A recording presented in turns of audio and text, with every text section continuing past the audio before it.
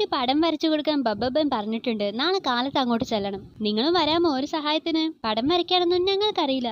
വരയ്ക്കണ്ട, സാധനങ്ങളൊക്കെ എടുത്തു തരാൻ ഒന്ന് കൂടെ നിന്നാ മതി. എടോ, കഴിഞ്ഞ ആഴ്ച നമ്മൾ ബബ്ബനുമായിട്ട് ഒന്ന് വഴക്കടിച്ചതാ. നമ്മളോ? താനല്ലേ?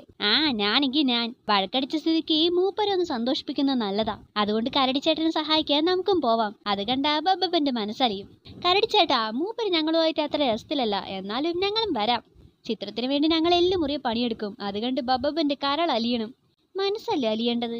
ചേട്ടനും ശരിവും നാളെ കാലത്ത് തന്നെ ബബ്ബന്റെ അടുത്തേക്ക് ചെന്നു. ചായം, ബ്രഷ്, ഈ വക കുണ്ടാമണ്ടികളൊക്കെ സൂത്രം കൊണ്ടുവരും എന്ന് അങ്ങേരോട് പറയണം. അപ്പോഴേക്കും ഞാൻ അങ്ങോട്ട് വരാം. ആ വരവ് കണ്ടാൽ തന്നെ കരൾ അലിയണം അല്ലേ? കുണ്ടാമണ്ടികളൊക്കെ സൂത്രം കൊണ്ടുവരും. ബബ്ബൻ ചേട്ടന് വേണ്ടിയല്ലേ? അതുകൊണ്ട് ചിത്രം ഗംഭീരമാക്കണം. ചിത്രത്തിനുള്ള ഫ്രെയിം അടക്കം ഞാൻ കൊണ്ടുവന്നു. ഫ്രെയിം ആദ്യം തന്നെ തറച്ചു വെക്കാം, എന്നിട്ട് അതിനുള്ളിൽ വരച്ചാൽ മതി. ഫ്രെയിം തറയ്ക്കാനുള്ള മരാണി കൊണ്ടുവന്നിട്ടുണ്ട്. വരയ്ക്കുന്ന ഭാഗത്ത് ചെളിയോ മറ്റുണ്ടെങ്കിൽ ഈ മുള്ളു കൊണ്ട് ഉറച്ച് വൃത്തിയാക്കാം. ഈ കുറ്റിയടിച്ച ചിത്രം മരത്തിലോ മറ്റോ തൂക്കുകയും ചെയ്യാം. നിർത്തടോ, നീ എന്നെ ആണിയടിച്ച് കെട്ടിത്തൂക്കും അല്ലടോ? കുണ്ടാമണ്ടി കൊണ്ടുവരുമെന്ന് പറഞ്ഞപ്പോ ഇത്രയും പ്രതീക്ഷിച്ചില്ല. എടോ, അങ്ങേരുടെ വയറിന്മേലൊരു ചിത്രം വരച്ചു കൊടുക്കാനാണ് നമ്മൾ വന്നത്. ആന വയറിൽ ചിത്രം വരയ്ക്കുന്നതൊക്കെ പുതിയ ഫാഷൻ അല്ലേ?